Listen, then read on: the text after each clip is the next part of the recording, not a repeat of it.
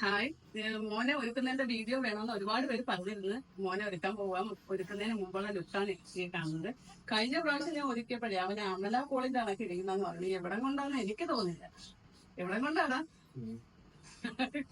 ഇത്തവണത്തെ ലുക്ക് നിങ്ങൾ കണ്ടിട്ട് മറുപടി നിങ്ങൾ ഈ തവണ കമന്റ് ചെയ്യും. ആദ്യം ഞാൻ ത്രെഡ് ചെയ്തു. കാരണം എന്താണെന്നറിയോ, കഴിഞ്ഞ പ്രാവശ്യം ത്രെഡ് ചെയ്ത് ടൈ മേക്കപ്പ് ചെയ്തപ്പോൾ നല്ല സൂപ്പർ ലുക്കായിരുന്നു. അതുകൊണ്ട് ഈ തവണയും ത്രെഡ് ചെയ്തിട്ട് തന്നെ ഞാൻ ചെയ്തത്. ഇവന്റെ മീശ എടുക്കാൻ പോവാ. എവിടാടാ മീശ? ചെയ്തോ. ഫസ്റ്റ് നേർച്ച ഉണ്ടായിരുന്നു ഞങ്ങൾക്ക്. മോള് ജനിച്ച് 8 കൊല്ലം കഴിഞ്ഞാൽ ഇവൻ ജനിക്കുന്നത്. അപ്പം ഞങ്ങള് നേർന്നത് എന്താണെന്നറിയോ, നല്ല ആരോഗ്യമുള്ള ഒരു ആൺകുഞ്ഞിനെ തരുവാണെങ്കിൽ ഇവിടെ 3 വട്ടം വിളക്കെടുത്തേക്കാവുന്ന. അങ്ങനെ ഞാൻ ഫസ്റ്റ് 1 വയസ്സിലെടുത്ത്, പിന്നെ 3 വയസ്സിലെടുത്ത്, പിന്നെ എന്റെ ഇടയ്ക്ക് ഒരു വട്ടം എടുത്ത് 3 വട്ടം നേർച്ച കഴിഞ്ഞ് പിന്നെ ഞാൻ ഇവിടെ ഇത്രയും പേരെ ഒരുക്കുന്നല്ലോ. അപ്പം എന്റെ മോനെ കൂടെ ഒരുക്കണമെന്നൊരു ആഗ്രഹം. അങ്ങനെ പിന്നെ അങ്ങ് തുടർന്നു. എൻ്റെ മോൻ്റെ സ്കിന്നെ നല്ല ഡ്രൈ സ്കിന്നാട്ടോ.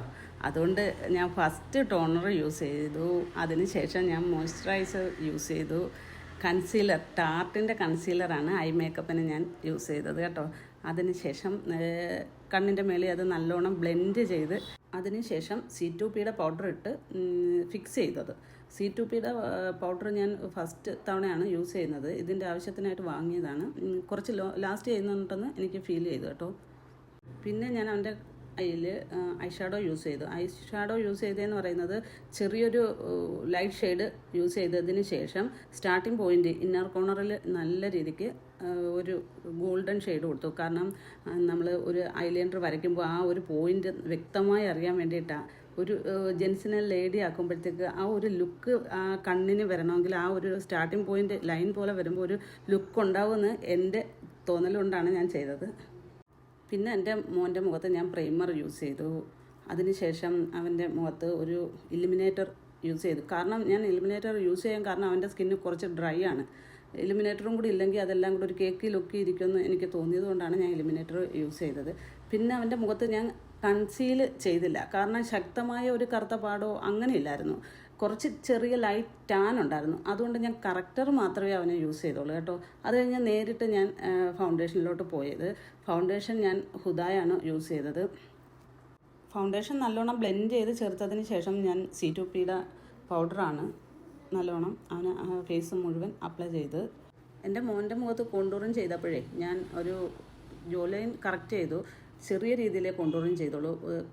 ഒരു ഓവൽ ഷേപ്പ് ആയിരുന്നു എൻ്റെ മോൻ്റെ മുഖം. അതുകൊണ്ട് ഓവറായിട്ട് ഞാൻ ഒരു കോണ്ടൂറിങ് കൊടുത്തിട്ടില്ല. ബ്ലഷ് നല്ലോണം ബ്ലെൻഡ് ചെയ്ത് വിട്ടു. ലൈറ്റായിട്ട് അറിയാത്ത ഒരു ചെറിയ ഗ്ലാസ് ലുക്ക് തോന്നിക്കത്തക്ക രീതിയിൽ ലിക്വിഡ് ബ്ലഷാണ് ഞാൻ യൂസ് ചെയ്തത്. ലൈറ്റായിട്ടേ ചെയ്തിട്ടുള്ളൂ. പിന്നെ ലിപ് പ്രൈമർ യൂസ് ചെയ്തതിന് ശേഷമാണ് ഞാൻ അവന് ലിപ്സ്റ്റിക്ക് യൂസ് ചെയ്തത്. കുറച്ച് ഡ്രൈ ലിപ്പാണ് അവൻ്റെ. നല്ല ഒരു ഡ്രൈനെസ് ഉണ്ട് കേട്ടോ. അതുകൊണ്ടാണ് നല്ല രീതിയിൽ പ്രൈമർ യൂസ് ചെയ്തിട്ടാണ് ഞാൻ ലിപ്സ്റ്റിക്ക് അവന് യൂസ് ചെയ്തത്. പിന്നെ എല്ലാ വർക്കും കഴിഞ്ഞിട്ട് ഞാൻ അവന് ചെറിയ ചെറിയ കറപ്ഷൻസൊക്കെ ഉള്ളത് എല്ലാം മൈന്യൂട്ടായിട്ടുള്ള കംപ്ലൈൻറ്റുകളെല്ലാം ക്ലിയർ ചെയ്ത് ഞാനും എൻ്റെ പിള്ളേരും കൂടെ നിന്ന് ചെറിയ ചെറിയ മിസ്റ്റേക്കുകൾ കണ്ടുപിടിച്ച് അത് കറക്റ്റ് ചെയ്ത്. എൻ്റെ മോൻ്റെ ഈ കോസ്റ്റ്യൂമും ഡിസൈൻ ചെയ്തത് ജാൻവി ഡിസൈനാണ്. ആദ്യം അവൻ്റെ സ്റ്റിഫ് നെറ്റ് വെച്ചുള്ള സ്കേർട്ട് ഇട്ടതിന് ശേഷമാണ് ഞങ്ങൾ സെപ്പറേറ്റ് ആയി ഇത് രണ്ടും ചെയ്തത് കേട്ടോ. സ്കേർട്ട് നല്ല ഓഫ് വൈറ്റ് ഷെയ്ഡ് ആയതുകൊണ്ട് അവന് നന്നായിട്ട് ഇണങ്ങി കേട്ടോ. എൻ്റെ മോന് സ്റ്റിച്ച് ചെയ്തത് പാഡഡ് ബ്ലൗസാണ്. എന്നിട്ട് അതിനകത്ത് സ്പോഞ്ച് കൂടി വെച്ചിട്ടാണ് ഒരു നല്ലൊരു ഫിനിഷിംഗ് ലുക്കിലോട്ട് വരാൻ പറ്റിയത്. നല്ല കുഞ്ഞി പ്ലേറ്റ് എടുത്തിട്ട് അവൻ്റെ ഷോള് ഞങ്ങൾ ധാവണി മോഡലിൽ സെറ്റ് ചെയ്തിട്ട് നമ്മൾ ഉഡിയണം സെറ്റ് ചെയ്യുകയാണ് ചെയ്തത്.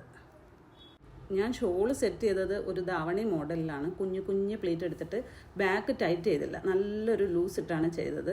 അതിനുശേഷം നല്ല ടൈറ്റിന് ഉഡിയണം കെട്ടി ആ പ്ലേറ്റ് എല്ലാം അടുക്കി നിർത്തിക്കൊണ്ടാണ് ചെയ്തത്. പിന്നെ ഫ്രണ്ട് ഹെയർ ആണെങ്കിൽ ബ്ലോ ഡ്രൈ സെറ്റ് ചെയ്ത് ബാക്കിൽ ഞാൻ വിഗ് വെക്കാമെന്ന് വിചാരിച്ചു. അവൻ്റെ സ്വന്തം മുടിയാണ് ഫ്രണ്ട് ഹെയർ. ആ front hair blow dry set ചെയ്ത് ഒരു കർവ് പോലെ കൊണ്ടു നിർത്തിയതിന് ശേഷം ഞാൻ അവന് ഓർണമെൻറ്റ്സ് സെറ്റ് ചെയ്തു.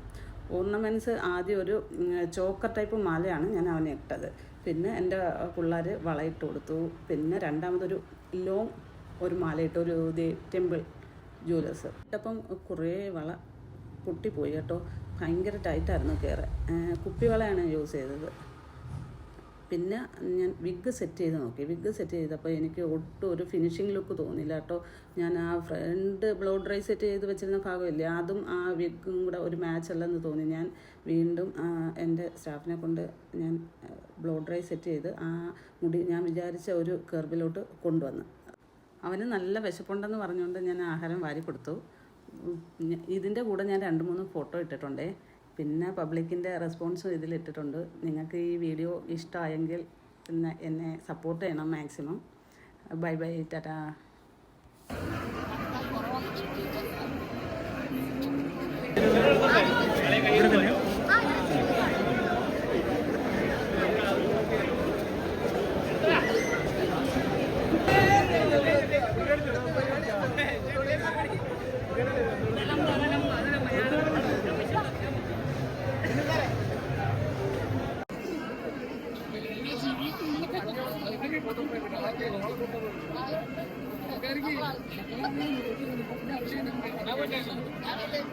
Gracias.